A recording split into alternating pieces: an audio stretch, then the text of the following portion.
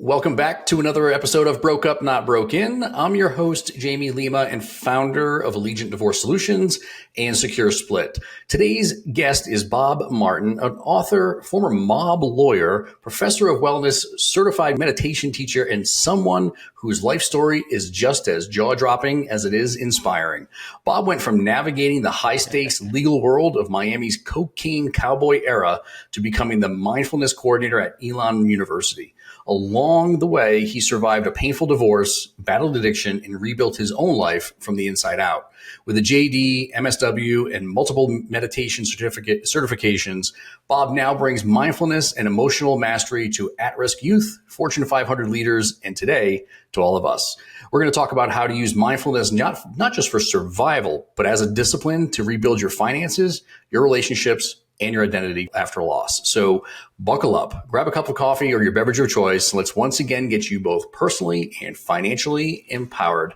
Bob, it's so great to have you with us here today. Thanks for having me. This is such a privilege to talk to folks who, are facing these kinds of issues and to be able to contribute a little bit of what I've experienced and gone through. Yeah, you've been around the block and then some, man. So we can go in a lot of different directions with this conversation. But maybe we just start off with your own experience with divorce and how that really shaped your outlook on things and I guess you as a person. Yeah, it was miserable, I guess is the best way to describe it. My ex was drinking, and when she wasn't drinking, we could make some progress moving forward. And then when she was, it would fall apart. And we're engaged in that fight, and it was a fight for several years. And one of the things that I certainly came to know, and even as a lawyer, I can say this with great confidence, that not every lawyer's mindset is the same. There are a lot of, not let's say a lot, there are divorce lawyers out there that simply are employed because they have a reputation for having fangs. And when the client is full of retribution and anger, they'll look for a lawyer that's going to be tough and get every last penny out of the other side. And if that happens, you're going to probably wind up with legal bills that are going to probably equal what the settlement between you is. In my particular divorce, when we went down that road, and, that decision to divorce is a tough one because, you get married and you take a vow, that you're going to be till death do us part and the like. And then there comes just a time when you have to renegotiate that vow because it's just not working out. There's more harm that's coming out of the relationship than help. And so, that decision gets made. I had a lawyer who was both my friend and somebody I had great confidence, was a great lawyer, and he was very bargain oriented. My wife's lawyer was not, and it just turned out to be a mess. So be careful, about who you choose as a lawyer and what their reputation is and why you're choosing that lawyer, because it can make a huge difference in how things go. That's not to say that, competency has anything to do with it, but it really, in this area of the law, where the person's mindset, where the lawyer's mindset is, and where the client's mindset is, and what they want out of the case may not be necessarily reasonable. Yeah, because emotions are involved. You're perfectly describing my experience with divorce. My attorney was pretty good, a little bit of a teddy bear in some respects, whereas on the other side, she hired a bulldog, and that I ended up paying that bill multiple times over. And you're absolutely right. Like these attorneys they're not really trained as mediators, right? They're trained as litigators. And that's really what sometimes drags these cases on and forces you to spend a pretty penny on them. Mm-hmm, mm-hmm. Yeah, what I offered her when we first started speaking wound up to be more than she wound up with, not even considering her $80,000 legal bill, which I did not pay, by the way. Well, you lucked out. Good for you. I did luck out. I just absolutely refused to pay it because it was unnecessarily it was unnecessarily blown up when it didn't have to be. Yeah, yeah. But there's, you still have some resentment that follows it. There's still emotional scars that are there. I'll tell you that there is I teach meditation. So there is a meditation called the loving kindness meditation. And it's a meditation that is designed to help you to learn to open your heart, to be more kind, more loving, and the like, because that's what leads to happiness, being more kind and loving in life. If you look at people that aren't kind and aren't loving, they're not happy. Yeah. They're just not happy people.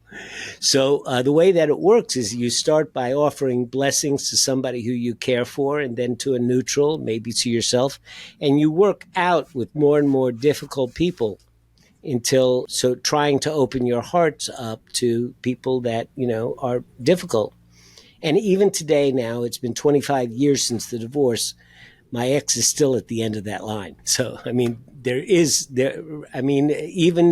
me who practices love and kindness and everything else, there's still resentment.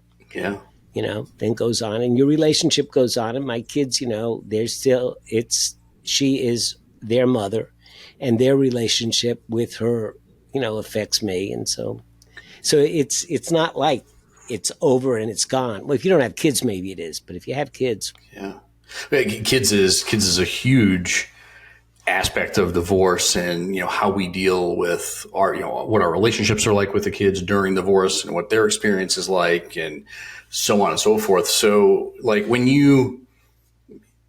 was going to save this question for later, but you've already brought this up. But I want to go with it here. But how do you help with because resilience is a word that I picked up in the research that I was doing on you is leading up to our call.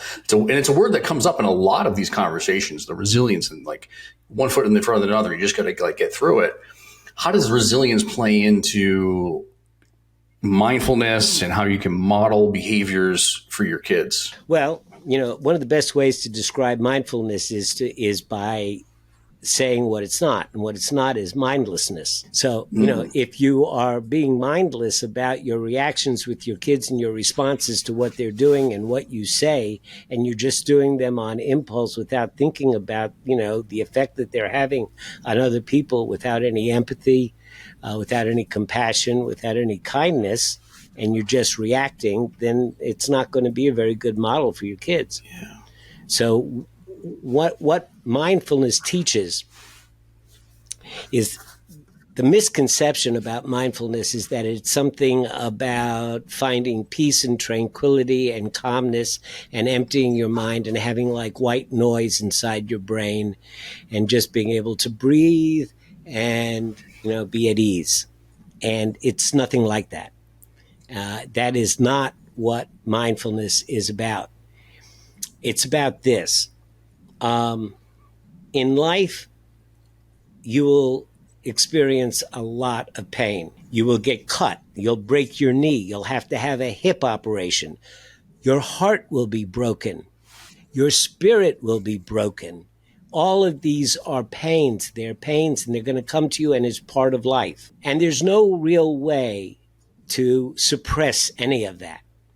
You can't make it go away. Yeah. But what you can do is you can cultivate or increase your tolerance for pain.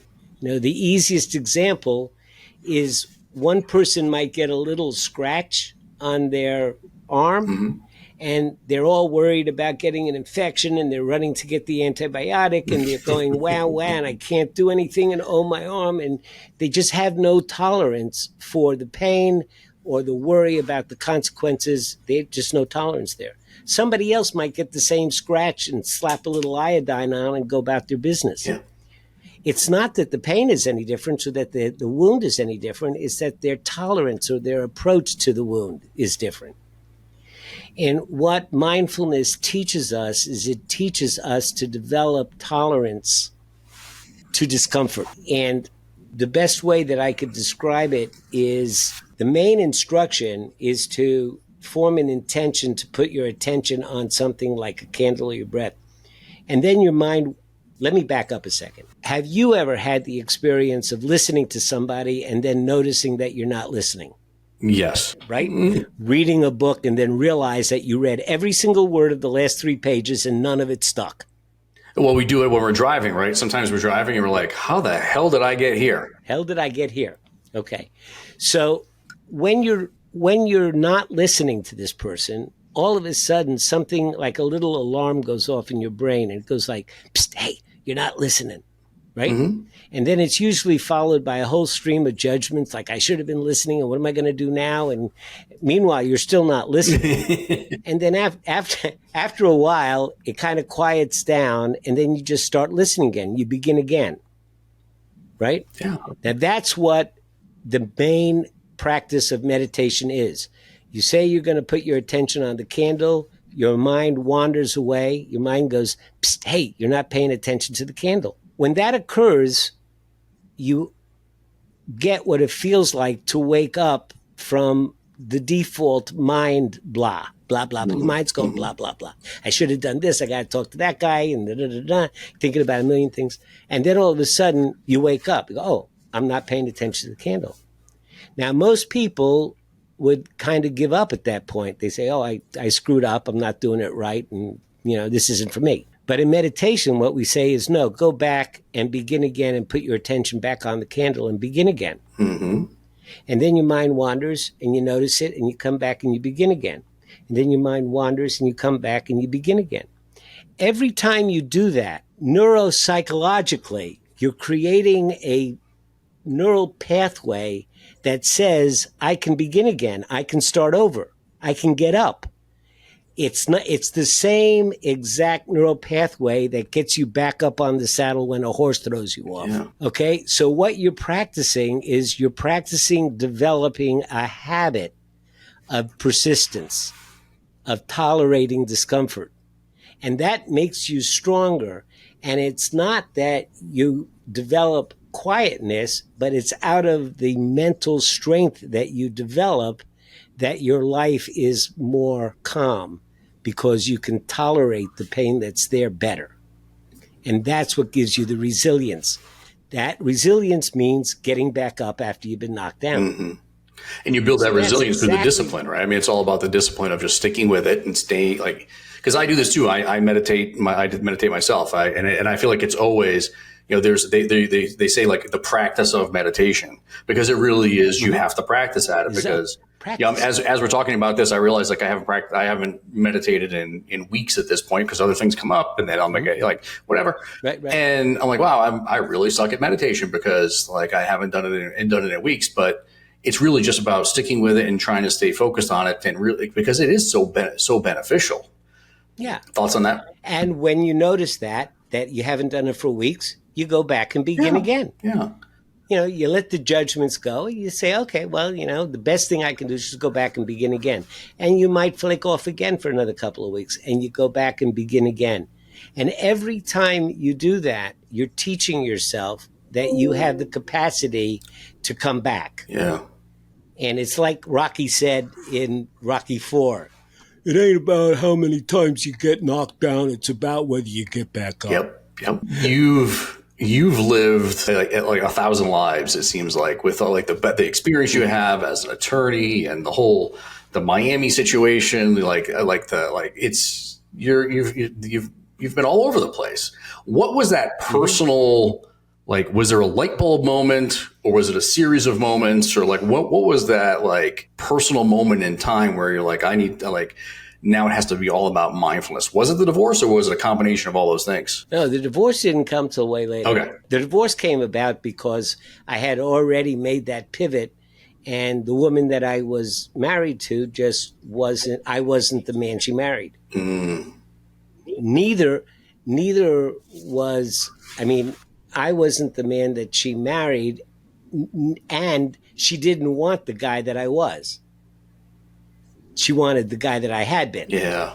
The ambitious son of a bitch, go get him kind of guy who really threw myself into my work and didn't bother her too much. Mm-hmm. Now I'm being more mindful. It was just different.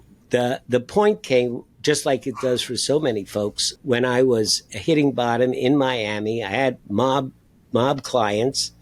I was going out with them. I was doing a lot of cocaine. I was drinking a lot. In Miami in those days, Chivas and Coke, Chivas Regal, is a Scotch, Chivas and Coke meant a whole different thing. During the I get it. cocaine cowboy Yeah. days. And I was seeing a therapist, and I had already, by the age 32, I'd already paid off my house. And I was thinking that I was everything. I was arrogant, and I was investing in stuff. I was losing money as fast as I was making it. And I mean, people would walk into my office with $9,000 in cash, maybe twice a day. So it was crazy times. And I was seeing a therapist, and I was going to have to refinance my house. And I asked him, should I do this? And I figured he would come back with some kind of therapist talk like, well, Bob, what do you think? Do you think you should do it? But instead of that, he picked up some coins and he started throwing the coins on the desk and counting them up and making some computations, came up with the number, picked up a book, opened it to that chapter number, and showed to me. The title of the chapter was Retreat. And I'm sitting there while he's doing all this thinking that he's turned into some kind of soothsayer, gypsy shaman or something.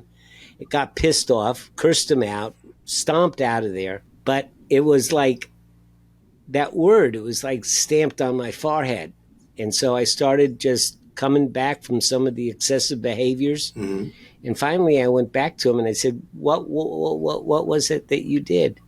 And he said, well, that's the I Ching, the classical book of changes. It's a Chinese practice. What kind of Chinese? He says, Taoist. I said, what's Taoism? So he told me it's like a sister of Buddhism. Okay. Turns out that my therapist was the English language editor, devotee, and primary student of a 72nd generation Grand Master from the Taoist temple, the Shaolin temple, the Kung Fu temple. Okay. 72 generations of passing the wisdom down. 1,400 years of father to son wisdom. This guy, Master Wat Ching Ni, came to Miami the next week. And the moment I met him, I said, I need to know what this guy knows. I just need, he just had that presence. Yeah. He was amazing. And so he taught us Taoism, and we studied it. And I practiced with the I Ching, that coin thing, which, by the way, is one of the most amazing practices that you can engage. It's not an oracle. It's not a soothsayer. It's not a fortune-telling thing. It's really a bridge between your rational verbal mind and your intuitive mind. It allows you to ask your intuitive mind a question, and then it provides you with the means of verbalizing it. Yeah. So it strengthens your left side brain. And anyway, that could be a whole podcast. I know. I want to be able to tie this into the financial aspects of this, because this is like absolutely mind blowing to me. That you've had this experience and like you were able to just like you basically changed you were always the person that you are, right? Like this is all part of your journey, but like how did you? You must have been either was it challenging to kind of shed that old life, or was it more of a rebirth and invigorating for you? I mean, obviously, going through a divorce stemming from this change, isn't always a good thing. But what was it like? It was like my dad was Hungarian royalty, and the Bolsheviks wiped out his whole family. Okay. My mom was Roma Gypsy, and the Nazis wiped out her whole family. So we had no ancestors at all. And they had come to believe that there was not a God that was worth worshiping. So I did not grow up in any kind of religious family.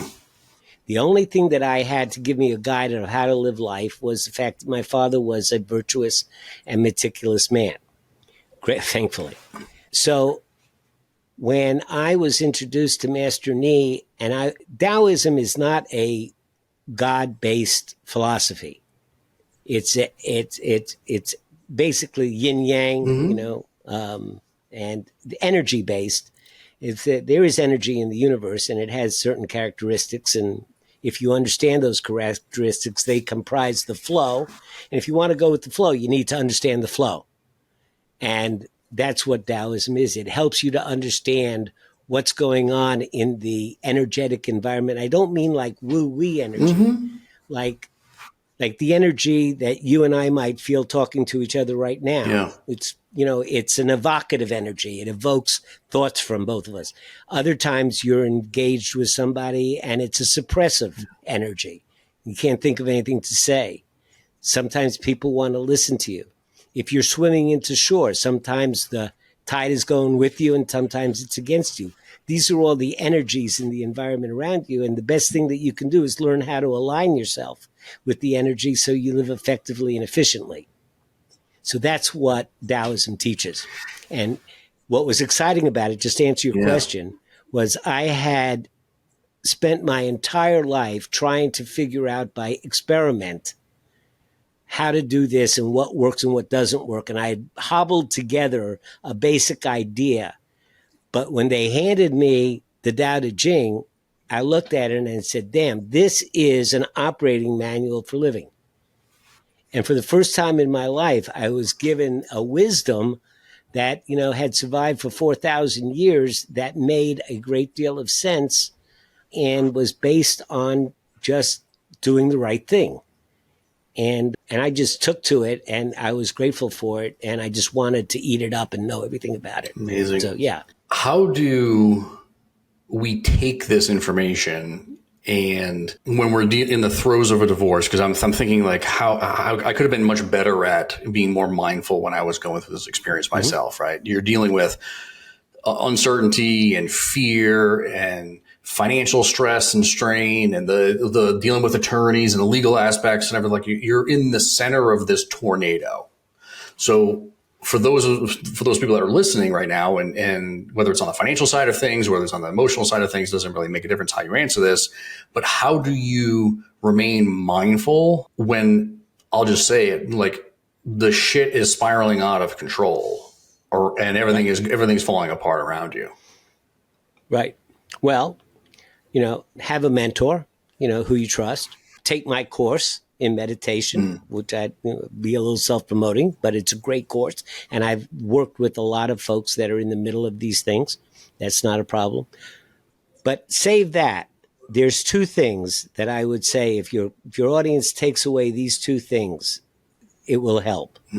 One, create some space for beauty in your life. Go out and watch the sunrise. Make a habit of it. Put things on your desk. I have a couple of my Tai Chi men. Right? I love my Tai Chi men. They're on my desk here. My little elephants over here. I've got pictures of my loved ones. My whole wall here is covered with my heroes. I curate my environment to be inspirational and to bring beauty into my life. And get a dog. The dog will love you Unconditionally. Unconditionally. Seriously, experience awe. Find if there's a hiking trail nearby, or a park that you can go and sit, among trees. Bring some beauty. Take some time to bring some beauty into your life, because neuropsychologically it makes a huge difference between your left prefrontal and right prefrontal cortex. There's all kinds of science behind it, but forget about that. You just need to make the space for beauty in your life and remind yourself that there are sunrises, that you can go into a church, not for the spiritual, but to look at the crazy lattice and mattice of the stained glass and how the light comes through it and what it makes you feel. You can't ignore that. And it strengthens you. And it reminds you that, these troubles that we're in, they're horrible and they're difficult and they're all of that, but they're not everything. So that's one thing. And the other thing is to remember that you are not your thoughts. We live our lives inside of our thoughts. We are our thoughts. We go up and down in the roller coaster of our emotions, but they are not, even in our language, we say, oh, I had a thought. right? I had a thought. Well, who is the I that had the thought? You are the I that had the thought. It's only a thought. And if you wait 32 seconds, it'll be gone and it's going to be replaced by another thought, and then another thought, and then another thought. You can't buy a carton of milk with a thought. They're just thoughts. You're not your thoughts. And our thoughts control so much of what we do when we live inside of them that we have the ability to step outside and realize that we are so much more than our thoughts. Now, having said that, there's one other little piece. You're not your emotions. Now, what is an emotion? Here's where this can be really, really helpful if you can just, it's like Susan Salzberg says, meditation isn't hard. Remembering to do meditation is hard. And so this is what I'm going to say is not hard. Remembering it is hard. What is an emotion? An emotion is nothing more than a thought combined with a body sensation, a physical sensation. Like if I were to say to you, I love you, and I don't feel a certain tightness or yearning in my heart, in my chest, I don't feel anything in my body when I say it, it's just an intellectual comment. It's nothing more. And if I feel those sensations, but they're not accompanied with the thought, I probably would think I have indigestion. Right? So either one of those deconstructed, the thought and the body sensation, that's what creates an emotion, a feeling. It's the thought combined with the emotion. And so when you feel like you're becoming overwhelmed by a feeling, if you can just reflect and say, what is the body sensation that I'm feeling? Where in my body am I feeling this? Am I feeling it in my chest, in my cheeks, in my neck, my eyes? Where am I feeling this? And you can identify the body sensation. If you just do that, it will ground you in the present moment, and it will take you away from all of your regrets and all of your catastrophizing. You'll just be here in this moment. Where am I feeling this in my body? And then what is the exact words that I'm using in my thoughts? And if you just do that little mindful activity, where do I feel this in my body? What are the words that I'm using? By the time you get to where are the words that I'm using, you already will be much calmer.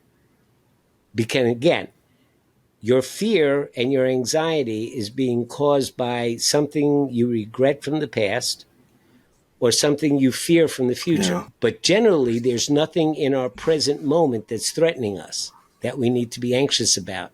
So if we can ground ourselves by looking for the body sensation, we already are finding a way to get a hold of our feelings. I'll tell you the story that taught me this.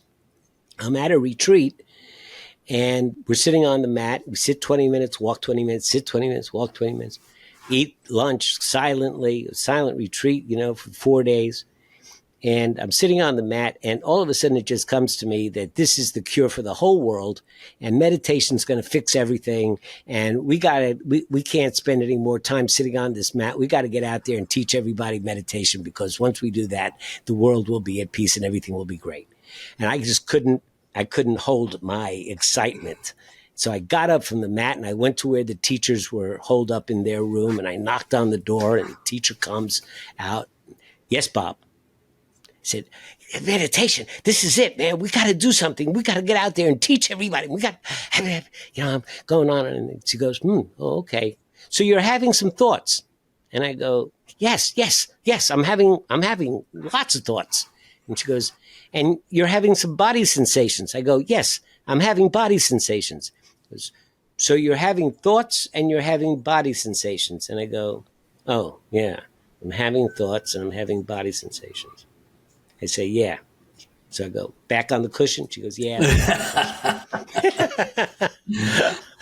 And so when you are familiar with some of these truisms about how we as human beings act, and you find that there are ways that you can be more in control of these things which previously thought controlled you.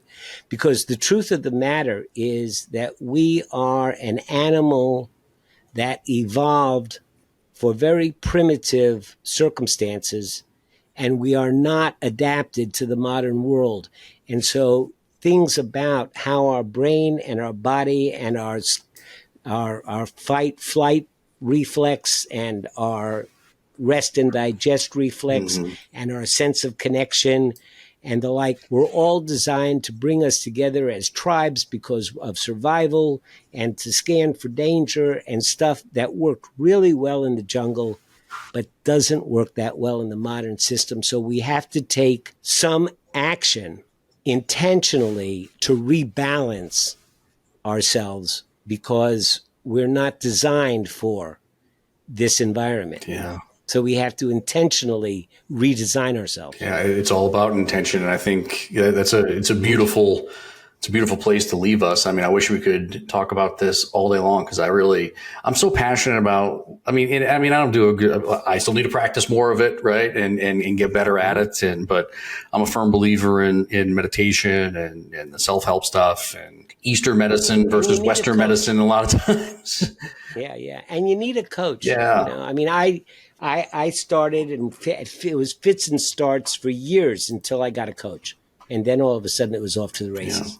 Well, thank you for your time today. Happy for, to be here. For your vulnerability, your wisdom, your commitment to transformation, like all of it, it resonates with everything you're saying. And I think, in general, I think your story just reminds us that no matter where we are in life and what we're going through if you can maintain that presence, right. And that intention, then you can get through anything. And for those people that are listening, like I can't talk enough about that self-help component of this because we often, even in my own situation, I relied on my attorney to get me through my divorce. And even as a financial professional at that time, I made mistakes in my own divorce, but I was like, I've got it all handled. But I let some of the self-help stuff go, and I can't say more about how important it is. So listeners, pay attention to this conversation. And if you want to learn more about Bob and his work, including his books and courses, you can visit his website at awiseandhappylife.com. We're going to make sure you have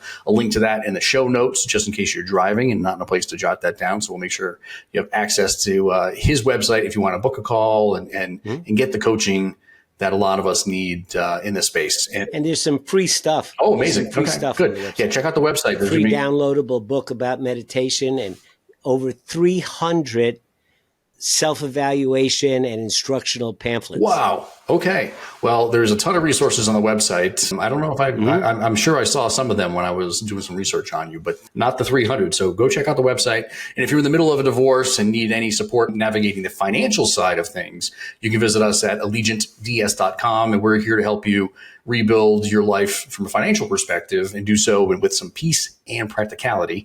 Don't forget to subscribe to Broke Up Not Broken for more episodes just like this that blend the emotional healing with financial empowerment. Until next time. Love it.